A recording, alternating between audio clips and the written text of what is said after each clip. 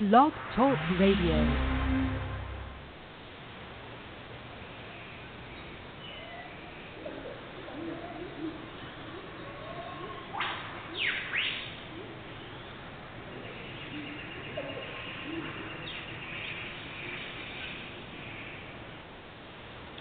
Hello everyone, I'd like to welcome all of you back to Ohio Exopolitics. I'm your host, Mark Snyder.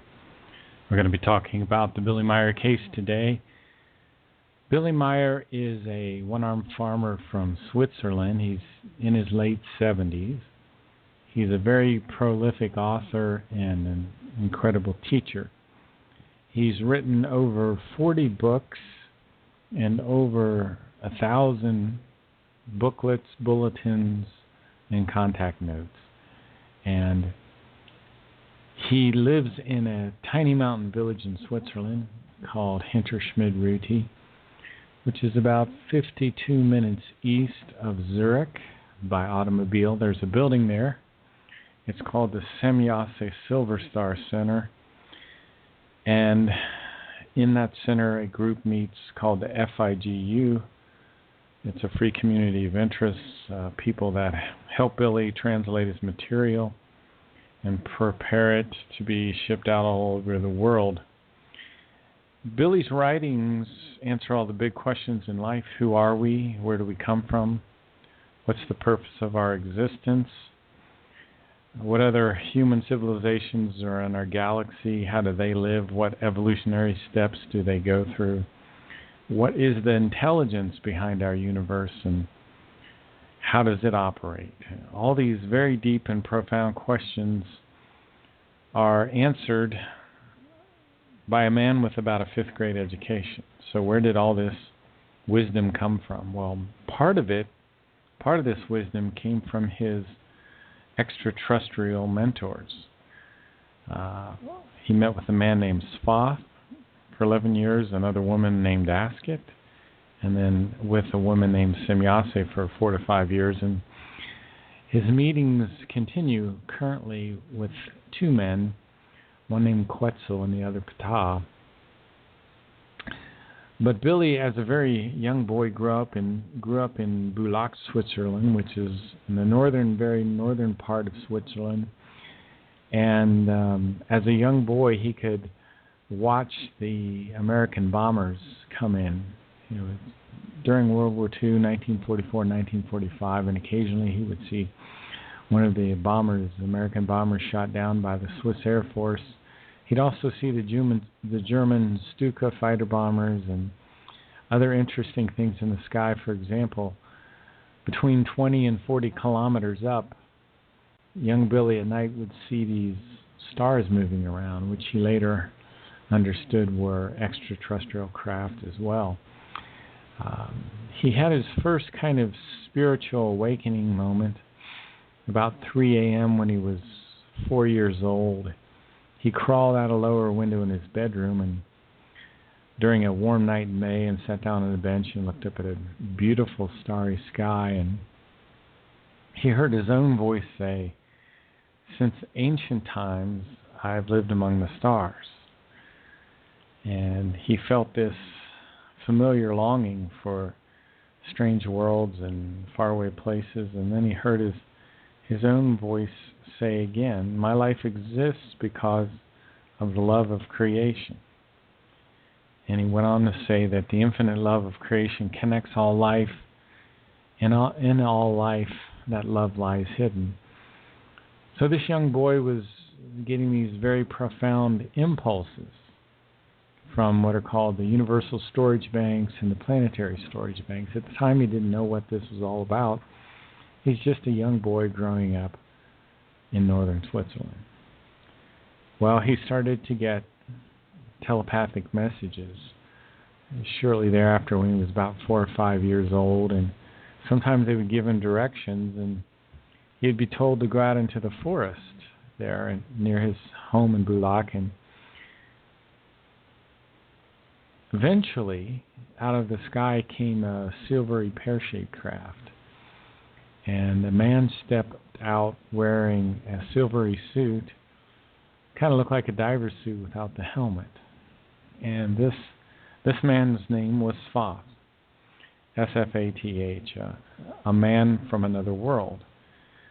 And he brought young Billy into the ship for the first time, and they went up high into orbit.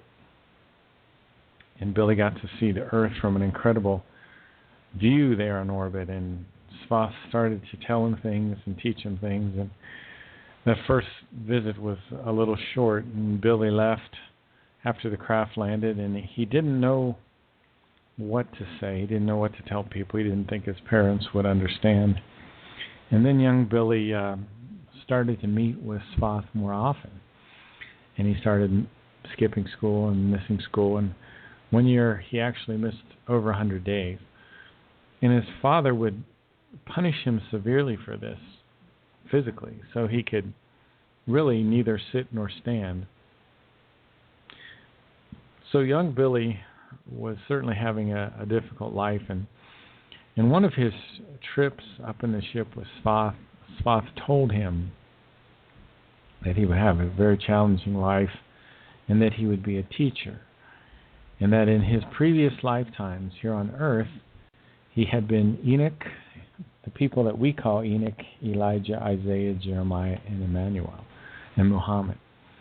And in each one of these lifetimes, he taught an ancient universal teaching called the teaching of the Spirit. And this teaching was a very important teaching that had been brought to the earth from other worlds and other planets. It was eventually kind of distorted by our various religions. So we have bits and pieces in our religions today of this information. Now, Sfath told Billy there was a coming time on the earth, an age of maliciousness and confusion. And during this age of maliciousness and confusion, which will spread all over the earth, this time will be called the third millennium. And in the third millennium, the leaders of the earth will become megalomaniacal, and they will form a secret dark order which will take away the freedom of the people, and take away the money, and take basically all the power on the earth. And the people, the people of Earth, the Earth humans, will become indolent, lazy, and obtuse, slow to understand. And part of that will not be the fault of so much of the leaders for the abuse, but also because the people of the earth don't want to accept personal responsibility. And to make matters worse, our electronic media has a very negative effect on our mind and our consciousness.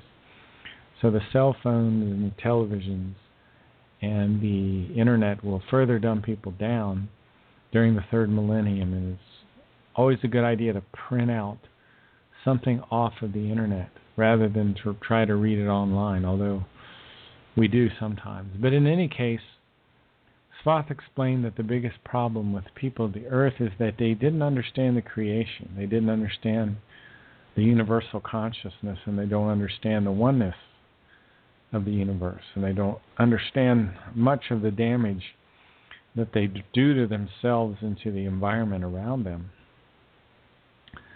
And Sfath warned Billy that he would have a life of suffering in many ways, and people would try to kill him for various reasons. And he was told to stay in the background and to focus on his writings, that other people would kind of come forward and tell his story.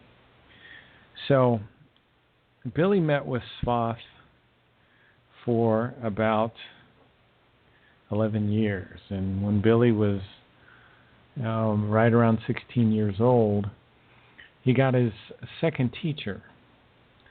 Now, Asket was a woman from a parallel universe called the Tao universe. The Tao universe was created about 46 trillion years ago, when our universe was also created. The people that are now living in the Tao universe, or Asket's people, called the Timmers, are descendant descended from another great race of extraterrestrial humans called the Lyrians. The Lyrians came to the Milky Way galaxy millions of years ago, and they have populated our galaxy. So the Maya information explains that there's about 7 million human civilizations in our galaxy. But of course, they're spread out, light years away from each other, and there are hundreds of billions of stars in our galaxy. So we do not, on Earth, generally have this understanding yet. But you see, the human form is universal, and we will find humans on all the planets, almost all the planets that have higher life.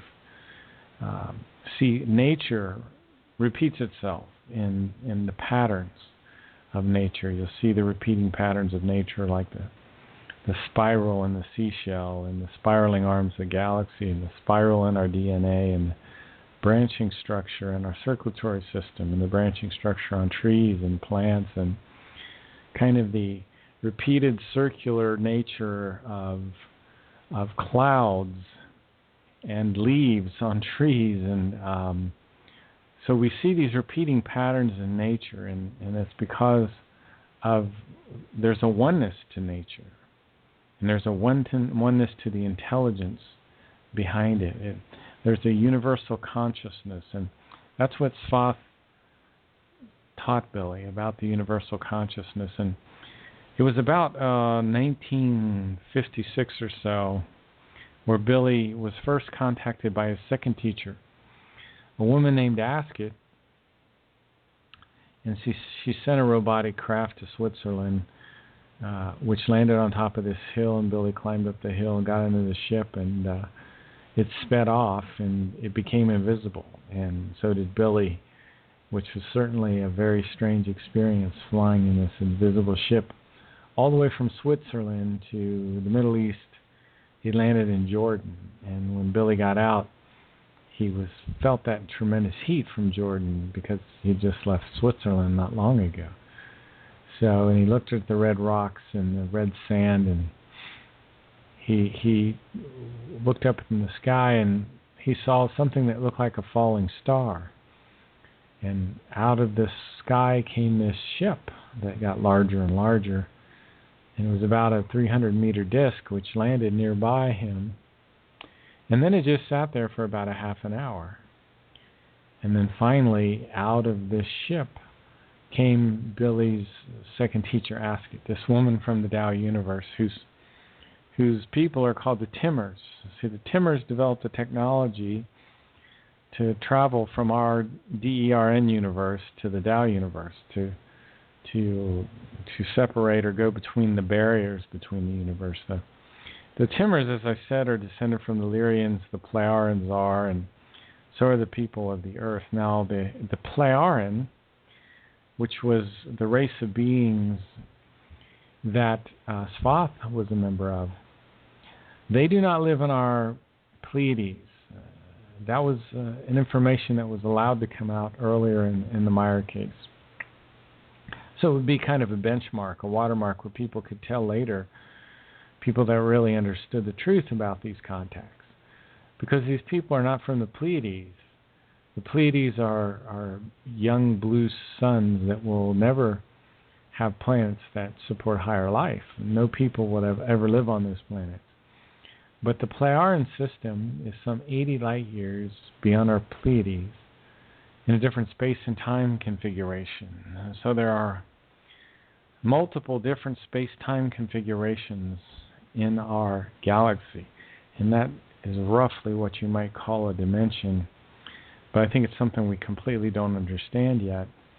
But the Pleiaran people live on a world called Era, and Era is similar to the Earth, very similar. It has a higher gravity. These people have not had war for 50,000 years, and they're very, very advanced. They know what are called the creational natural laws. They know how they need to live and how they need to conduct themselves in order to maximize their own happiness and their own prosperity and the prosperity and health of the planet.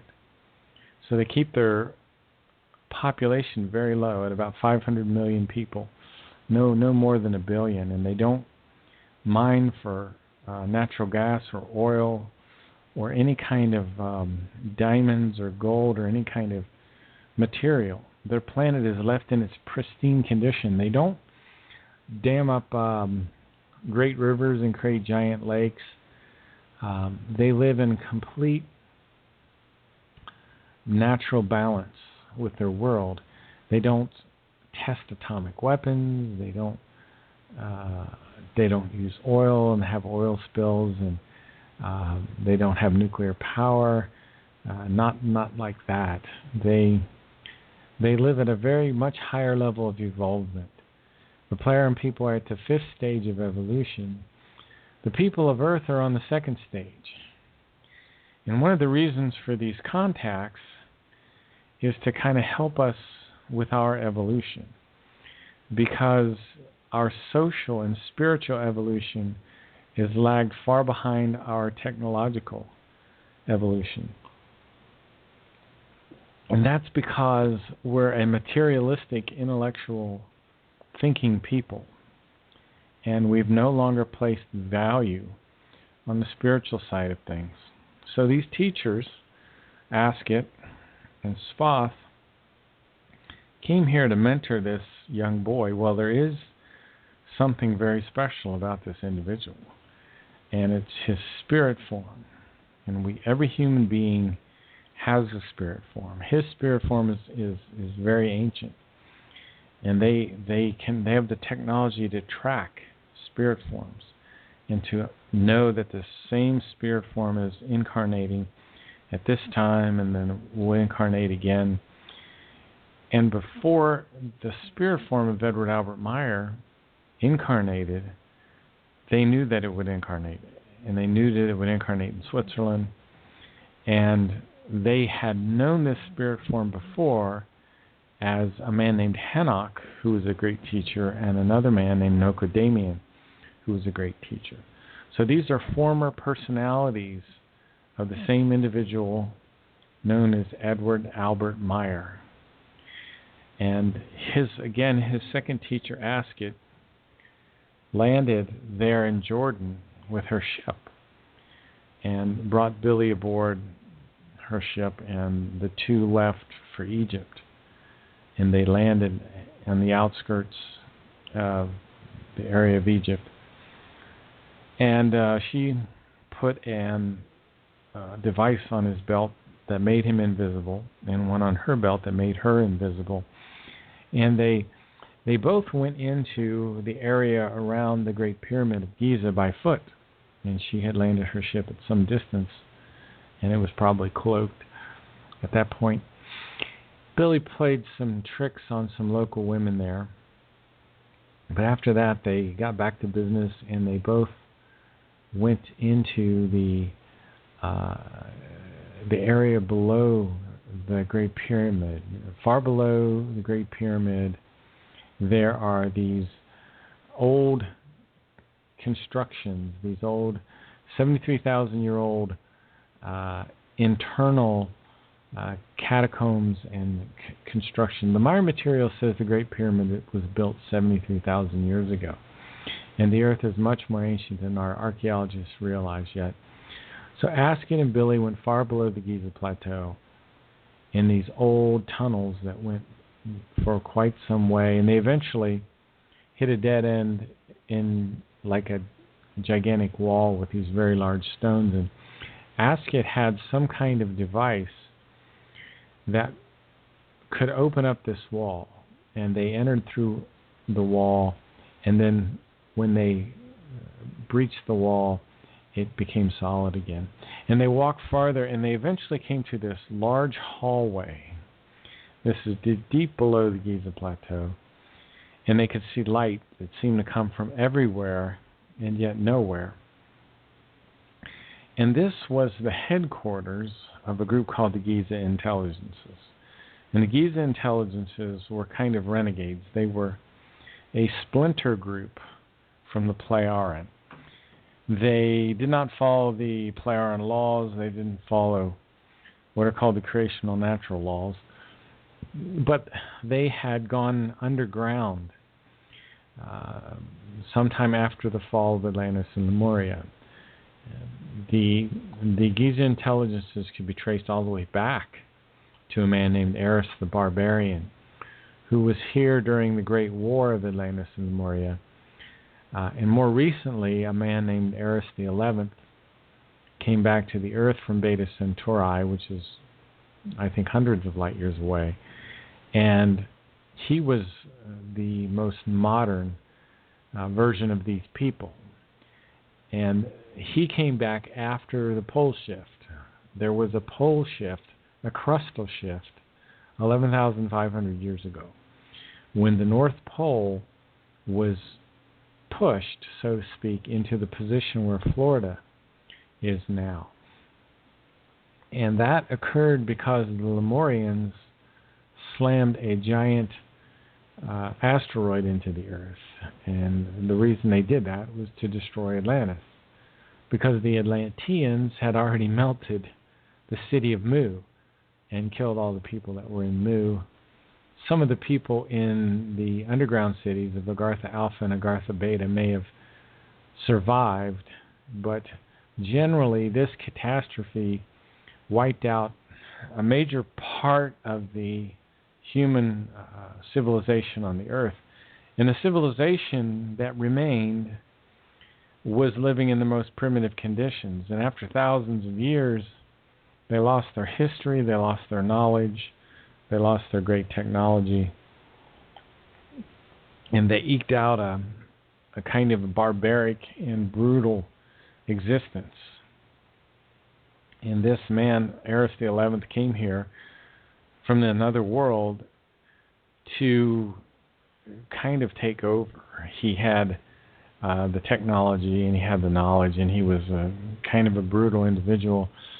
And I'll give you the quick lineage of all these people as it's explained in the Maya information. They started with Eris the 11th, and then went to a man named Jehovah, and then his son Jehav took over, and Jehav had a son named Erisame. Now, Erisame was the first one that went underground, far below the Giza Plateau, and then Erisame was eventually pushed out of power by a man named Hen, who I think was his nephew, who was also known as Jehovah.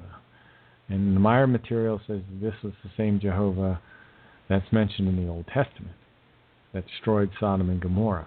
And Jehovah, or Hen, was eventually pushed out of power by a man named Kamagal, and eventually Kamagal was pushed out of power by Kamagal II. Now, these people originally lived for thousands of years, and then the son would usually kill the father, and there was a very brutal line of people. As they were on the earth longer and longer, they were no longer living according to these creational natural laws, and their lifespans got shorter. But the Giza intelligences was on the earth all the way up until the 1970s, the Maya material says. And in the 1970s, they finally were killed, and I believe the last one was killed in the Dow universe. But they worked with Hitler during World War II. For example, Hitler, according to the Maya information, would have been a very beneficial leader for the Earth if he hadn't have been manipulated by one of the secret societies in Germany who had direct contacts with these Giza intelligences. And the secret society was called the Thule Society or the Thule Society. And there was a man in there named Hermann Steinschneider who eventually influenced Hitler greatly, and eventually, as you know, Hitler became insane and delusional, tried to take over the entire world, tried to fight the Russians in the winter. He did all sorts of crazy things. But in the beginning, he was a very intelligent, a very logical person. And if you ever listen to any of his speeches or see the subtitles that are translated in English, you'll see how rational he really was. He was a very passionate speaker, but he was a rational man. And if it wasn't been for these Giza intelligences, things would have turned out very, very differently. The Giza intelligence used a kind of technology called the telenotic impulses, which I think are very hypnotic. And they use these to gain control of the people of the earth via religions. And if you've ever seen any of the very, very religious groups and the way they act, they are, I think, probably more susceptible to these impulses, which somehow are still affecting us to this day and will affect us for like 3 centuries. So Asket was the original mentor, the second mentor of Billy, the original one that really taught him about these intelligences and who they were and the effect that they had on the people of the earth. Billy, at this point in his life, wanted to learn more about religion, so he left Switzerland and he went to the Middle East and studied in an ashram called the Ashoka Ashram. And Asket was still meeting with him at this time. Her ship would often be seen hovering over the ashram. They would be seen walking through the gardens by the gardeners there, having their discussions. And at this time, Billy met Phobal Chang, who was a little girl at the time, and Phobal also saw Asket. And eventually Phobal Chang would become a UN diplomat and would later visit Billy many, many years later and kind of reminisce over their experiences together. So Billy continued to study various religions of the earth, more from an academic point of view, just wanting to know how they thought and what their ideas were. It was at this time, right around this time, that Billy lost his left arm in an accident, in a bus accident. He had a very difficult time there for weeks and perhaps months as he tried to recover from this horrible experience. He also eventually met his wife, Calliope, there. She was underage. They kind of eloped and went back to Switzerland, where Billy had 11 years of a normal life. So he spent 11 years in the mentorship of Sfath, 11 years in the mentorship of Asket, 11 years of a normal life, somewhat of a normal life. And then right around the mid-70s, the woman named Semyase would start to land her ship and contact him telepathically. And he would drive his moped into these remote areas, and the ship would literally land. And a lot of times he would photograph the ship, and this is where he took his well over 1,000 photographs of these extraterrestrial craft. He also took many movies at this time, different kinds of craft. One of them was called the Wedding Cake Ship, which I think the design came from the people from the Tao universe. But in any case, he would meet with Semyase for the next 4 or 5 years, and they had to do it. It had to become more and more remote, and eventually he was beamed up into the ship because people from all over the world started hearing about the contacts, and Colonel Wendell Stevens came to Switzerland and brought an investigative group just to verify that the photographs were real and the films were real. There was also sound recordings and metal samples. And then Colonel Wendell Stevens also wanted to meet with the people, the local people in the area who had seen the ships and who had started now to kind of form behind Billy as the FIGU, the FIGU, the Free Community of Interests, which helps Billy bring his materials together. Now, I wanted to talk briefly about a series of prophecies that were written down in 1958 after Billy had been meeting with Asket for a couple years. And this was originally sent to the governments of Europe. And that's what it's called, a warning to all the governments of Europe. And Billy, I'll hit a few of the highlights here. It says, in a few years in Europe, and the world climatic conditions will be so crassly altered through the fall of mankind that all varieties of extreme stormy weather will come into being, from which monstrous material damage will result. Now, why is that happening? Why are we having these incredible storms? Well, one of the reasons is the side effect of overpopulation. People they know of the global elite, they know of the New World Order, they know of the plan to depopulate the world. And of course, this is a horrible, evil thing, especially since people are being killed probably very, very slowly by various means that we're not even aware of. But the reality of the situation is the Earth is overpopulated. Now, people argue, oh no, there's so much surface area on the Earth, we could support 50 or 100 billion people. Well, that's not the case, because much of the surface area of the Earth, for example, let me give you an example.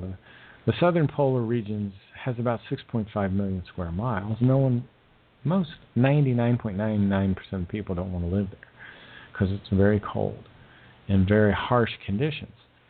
Now, what has happened since about the 1800s, people have been moving into, the population expands and people move to warm climates, and they knock the forests down. Now, the forests are the moderators of weather, and the forests keep it from getting too hot in the summer, through the shade. They keep the air cool, and they also have the warming effect in the winter. So we don't have the intense cold air slamming into the intense hot air. That's what creates the tremendous storms. And the people of the Pleiades system, the Pleiadian people, they know this. That's why they keep their population so low, and they allow their planet to be richly forested with massive forests, because the forests, again, moderate the weather. They also suck up all the extra moisture, and that keeps the landslides from happening. And it also helps to store moisture so that it's available for plants and things like that. Let's continue here. In the prophecies, 1958. The climatic alteration will result, which produces enormous snowfalls, hail, monstrous masses of rains, gales, typhoons, tornadoes, forest fires in unimagined quantities, whereby also we will have rivers will become raging currents, and wild waters will breach every bank and provoke mighty inundations and devastate the land. We've seen these things. We've seen the incredible forest fires over the past 5 years. I used to track this. I still have information on this on my website. And it talks about nature will be ever more violently rebelling against all this. And again, the root cause is overpopulation, because people, they have to live in these more moderate climates, and they will destroy the forests which keep our planet alive. And it says, it continues here, the primal forests will be greedily destroyed and annihilated for profit, and the earth's resources will be irresponsibly exploited because of the insanity of overpopulation. Another insanity of overpopulation is pollution. And pollution of the environment will be caused by the use of fossil fuel engines. And we've seen that as it continues. In China, for example, people have to wear masks because they are so bad. The other thing that was prophesied is that gigantic crowds of religious believers will wander over the earth. Now, we've seen that in people escaping Syria now. The Muslim immigrants are literally invading places like Germany and Sweden, and they've become rape capitals because you see, you have two different perspectives on life. The much of the Muslim people are revolted by the European women who do not have to wear the same clothes as the Islamic women. Anyway, it says gigantic crowds of religious believers wander over the earth. Their delusions will peal like a trumpet call over the entire world. Now we get into the specific prophecies that Billy talked about. The Soviet Union will be dissolved no later than 1991. East Germany will no longer exist after the late 80s. Germany will become unified. These are some of the prophecies that were made in 1958. It talks about the first Iraq War, the second Iraq War. It talks about the moon landings and the fact that the first moon landing was a worldwide staged deceit because of the political armament race in the Soviet Union. It also says that people will begin to mix, and when many people flee from their original homelands to find a hideout.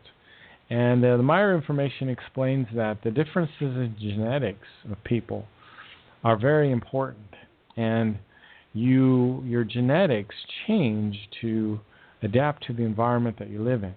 So we should not mix the races because it weakens these genetic adaptations that people have to exist in their environment. Other things prophesied about, consequently marriages will end more and more in divorce. We have a 70% divorce rate now in marriage. Storms raging from heavy to heaviest from now on until the third millennium will bring much more misery and suffering to the human. And these earthquakes will start to take on primeval-like force. And the people of the earth will hear the voice of truth in themselves, but they don't want to hear it. And there still will be chasing after horrendous profits of money. And it talks about the criminal leaders of commerce will be amicable towards $1 million payments and $1 million golden handshakes and engage in maladministration and thereby drive quite traditional companies to ruin. Again, these prophecies were made in 1958. It also talks about the European Union and that the European Union will carry the number 666 and that members of the European Union and the United States will be brought under total control through biometric data and identification devices and in the forms of small data chips that will be put in the head of the body. And it will be called a biometric identification system that will come about. We will also, in the 20th century, start to discover new planets in distant solar systems, some of which will be able to support human life, many will not. We will also discover planets beyond Pluto. And then we will start to deal with serious plagues, and we will have a collapse of the economy and high joblessness. The madness of overpopulation will continue to afflict the people of the earth, and the masculine gender will become less and less potent. There are more prophecies I will leave for a later time, but I just want to cover quickly the 1958 prophecies. Very sobering. Billy made these when he was, I think, about 18 years old. So what are we to learn from all this? Well, I think the most important thing, one of the most important things that we can start to learn are the creational natural laws. And one of the creational natural laws is the law of reincarnation. And the law of reincarnation says that we all have a spirit form, a human spirit. The human spirit is located in the superior colliculus of the brain. It's the midbrain. It's the area that controls sight. Now, these extraterrestrials have tracked the spirit form of Edward Albert Meyer, and they know it's extremely ancient, and they know it has incarnated as a teacher called Henoch and a teacher called Nocadamian. Well, you and I have a spirit form, and they say, the Meyer information says, most spirit forms on the earth have lived material lifetimes and existed either in the spiritual realm or the material realm for 4 to 5 million years. So what happens is, after the sperm fertilizes the egg, the spirit form enters the body of the child, and it brings with it the new consciousness. Because every time we live, we get a new consciousness, a new conscious mind, a new subconscious mind, and a new unconscious mind. But locked away in our subconscious mind are the memories of our predecessor personalities. The spirit form is your spiritual consciousness. You also have a material consciousness. And there's something in the spirit form called the Gemut, which controls the thoughts and the feelings of the spiritual consciousness. Likewise, our material consciousness has something called the psyche, which controls our thoughts and feelings associated with the material consciousness. So you have a twofold consciousness. One is spiritual and one is material. Your spirit form benefits from the wisdom learned during these lifetimes that you spend in the material. The material consciousness, though, has to grow up again. And it's very interesting to watch these children who are virtuosos, for example. And a lot of that skill is stored as muscle memory. Now, this is a little bit of my own speculation. But I think the predecessor, in the subconscious, the predecessor personalities still have that muscle memory associated with those repetitive tasks, which are performed subconsciously during the previous lifetimes. That's why we see that ability just pop up so much in children. There are also older spirit forms on the earth that are between something like 8 and 12 million years old. And these are people that came here during these previous civilizations, because we've had previous civilizations on the earth. Atlantis and Lemuria about 130,000 years ago. About 150,000 years ago, there was a king of wisdom by the name of Pelagon, who brought people here from the Pleiades system. And then about 1 million or so years ago, there was another civilization that settled in the southwest of the United States and formed Fire Valley and Death Valley. And how they formed that was during a nuclear conflict. So those areas have evidence of these ancient civilizations. So that's a quick overview of the Maya material, and I hope you've enjoyed that. And we'll catch you tomorrow about the same time, 5:30 p.m. Eastern. And we'll see you tonight on Revolution Radio. You've been listening to Ohio Exopolitics. I'm your host, Mark Snyder. Have a good day.